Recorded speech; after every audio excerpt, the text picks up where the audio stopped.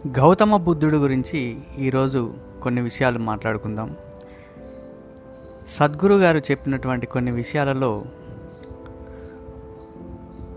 బుద్ధ అనగానే చాలామంది గౌతమ బుద్ధుడి గురించి ఆలోచిస్తారు. ఆయన కంటే ముందు ఎంతోమంది ఉన్నారు. గౌతముడు మాత్రమే బుద్ధుడు కాదు, ఆయన కాలంలో చాలామంది ఉన్నారు. ఆయన తరువాత ఇంకా మరెందరో ఉన్నారు. ఆయన పేరు గౌతమ సిద్ధార్థ. బుద్ధ అనేది ఆయన పేరు కాదు, బుద్ధుడు అయ్యాడు. భూ అన్న పదానికి అర్థం బుద్ధి. ఎవరైతే తమ బుద్ధికి అతీతులవుతారో వారే బుద్ధ అని అర్థం. గౌతముడు పేరు వినని వాళ్ళు బహుశా ఈ ప్రపంచంలో ఎవరూ ఉండరు. ఎందరో బుద్ధులు ఉన్నారు, కానీ ఆయన పేరు మాత్రం కలకాలం నిలిచిపోయింది. ఆయన కలిగించిన ఆధ్యాత్మిక చైతన్యం అంత గొప్పది. మరి బహుశా ఆయనే ఈ మొత్తం భూమి మీద ఎంతో విజయవంతమైన ఆధ్యాత్మిక బోధకుడు. ఆయన జీవిత కాలంలోనే ఆయన దగ్గర 40,000 మంది సన్యాసులు ఉండేవారు. ఈ సన్యాసుల సేన ఆధ్యాత్మిక చైతన్యాన్ని ఆయన కొత్తగా ఏదీ చేయలేదు. సృష్టించడానికి బయటికి వెళ్ళారు, కానీ సమాజానికి పనిచేసే విధంగా ఆయన ఆధ్యాత్మికతను అందించారు.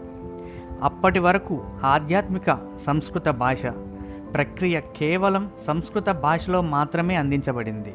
మిగిలిన వారికి అది సమాజంలో చాలా కొద్ది మందికి మాత్రమే అందుబాటులో ఉండేది, ఎందుకంటే నేర్చుకోవడం సాధ్యమయ్యేది కాదు. ఈ భాషను దివ్యత్వానికి కీలకంగా చూసేవారు.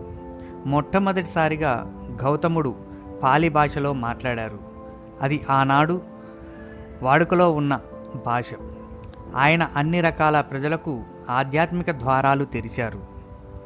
ముందుగా గౌతముడి యొక్క బాల్యం గురించి తెలుసుకుందాం.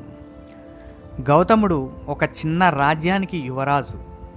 ఆయన పుట్టినప్పుడు ఒక యోగి జోస్యం చెప్పాడు. అదేమిటంటే అతను అయితే ఒక గొప్ప సార్వభౌముడు అయినా అవుతాడు, లేదా ఒక గొప్ప తాపసి అయినా అవుతాడు అని. ఆయన జోస్యం చెప్పినప్పుడు గౌతమి తండ్రి ఎంతో ఉత్సాహపడ్డాడు.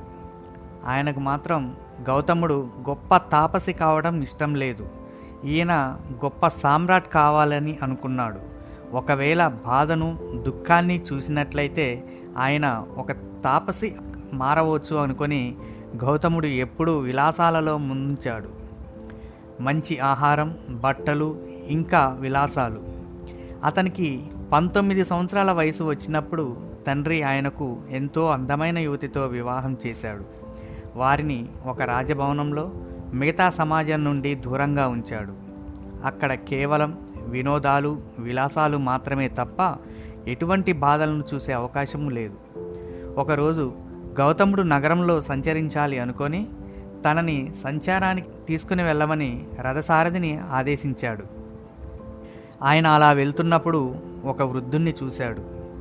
ఇప్పటి వరకు తన జీవితంలో వృద్ధులను ఆయన చూడలేదు. ఆయన తండ్రి వీటన్నిటి నుండి ఆయన్ను సురక్షితంగా ఉంచాడు. ఇతనికి ఏమైంది అని సారథిని అడిగాడు గౌతముడు. అందుకు రథసారథి, ఆయన ఓ వృద్ధుడు అంతే అన్నాడు. ఇది ఎలా జరుగుతుంది అని అడిగాడు గౌతముడు. అందుకు అతను, అందరూ ఏదో ఒకరోజు వృద్ధులవుతారు అన్నాడు. తనని తాను చూసుకున్నాడు. తను ఎంతో యవ్వనంలో ఉన్నాడు. ఏమిటి, నేను కూడానా అని అడిగాడు గౌతముడు. దానికి సమాధానంగా, అవును, అందరికీ ముసలితనం వస్తుంది. ఎక్కువ కాలం జీవిస్తే ముసలి వాళ్ళు అవుతారు అన్నాడు. నేను కూడా ఆ విధంగా అవుతాను అని ఆయన ఒక వాస్తవం తెలుసుకున్నాడు. ఆ తరువాత వీధిలో ఒక మనిషి పడుకొని ఉండటం చూశాడు. అతను ఏదో జబ్బుతో బాధపడుతున్నాడు, లేవలేకపోతున్నాడు, ఎంతో బాధలో ఉన్నాడు. గౌతముడు, ఆగు, ఈ మనిషి ఎవరు, ఇతను ఏం చేస్తున్నాడు అని అడిగాడు రథసారథిని.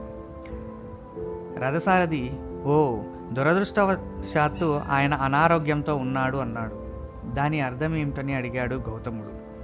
శరీరం ఉంది కదా, అప్పుడప్పుడు దానికి అనారోగ్యం వస్తుంది, అది ఎవరికైనా జరగవచ్చు అన్నాడు. నేను యువరాజును, నాకు కూడా అలా జరిగే అవకాశం ఉన్నదా అని అడిగాడు గౌతముడు. ఎవరికైనా అలాగే జరగవచ్చు. దానితో గౌతముడు, ఓ, నేను కూడా ఈ విధంగా కావచ్చు అని తెలుసుకున్నాడు. దీనితో ఆయన చాలా వ్యాకులపడ్డాడు. వాళ్ళు ఇంకొంచెం ముందుకు వెళ్ళిన తరువాత అక్కడ దహన సంస్కారాలు జరగడం చూశాడు. కొందరు ఒక మృతదేహాన్ని మోసుకొని వెళ్తున్నారు. అతనికి ఏమైంది అని అడిగాడు గౌతముడు. ఓ, చనిపోయాడు అంతే అని అన్నాడు రథసారథి. అంటే ఏమిటి అని గౌతముడు అడిగాడు. ఇది ఖచ్చితంగా అందరికీ జరిగే తీరుతుంది. అందుకు గౌతముడు, నేనేం చేస్తున్నాను? ఇలా తినడం, విలాసాల్లో మునిగి తేలడం అంతా అర్ధవిహీనం. నాతో నేనేం చేసుకుంటున్నాను అంటూ అతనిలో విపరీతమైన అలజడి చెలరేగింది. ఉన్నట్టుండి యువరాజుగా ఉండడం, అంతఃపురం విలాసాలు ఇవన్నీ అతని నుండి విడిపోయాయి. వీటన్నింటి వల్ల ప్రయోజనం ఏముంటుంది? ఈ దేహం ముసలిది అయిపోవచ్చు, అనారోగ్యం పాలు కావచ్చు, ఖచ్చితంగా మరణం సంభవిస్తుంది. మరి నా జీవితాన్ని నేను ఏ విధంగా ముందుకు సాగిస్తాను? ఎందుకు సాగిస్తున్నాను అని సాగాడు. కానీ అప్పటికి ఆయనకి ఒక పసిబిడ్డ ఉన్నాడు. ఎంతో ప్రేమించే భార్యను, ప్రియమైన బిడ్డను అతను వదలలేకపోయాడు. తనలో తాను ఆయన ఎంతో ఘర్షణకు లోనయ్యాడు. అప్పటికి దాదాపుగా ఏడాది పైన 3 నెలలు గడిచాయి. ఆ పిల్లవాడికి 1.5 సంవత్సరం వయసు ఉన్నప్పుడు ఆయన ఇక ఆగలేకపోయాడు. ఒక అర్ధరాత్రి వేళ ఎవరికీ చెప్పకుండా ఆయన అంతఃపురం నుండి ఒక దొంగలా బయటపడి దానిని శాశ్వతంగా వదిలిపెట్టాడు. నేను ఈ జీవిత సత్యాన్ని తెలుసుకోవాలి అంటూ ఆయన సత్యాన్వేషణలో బయలుదేరాడు.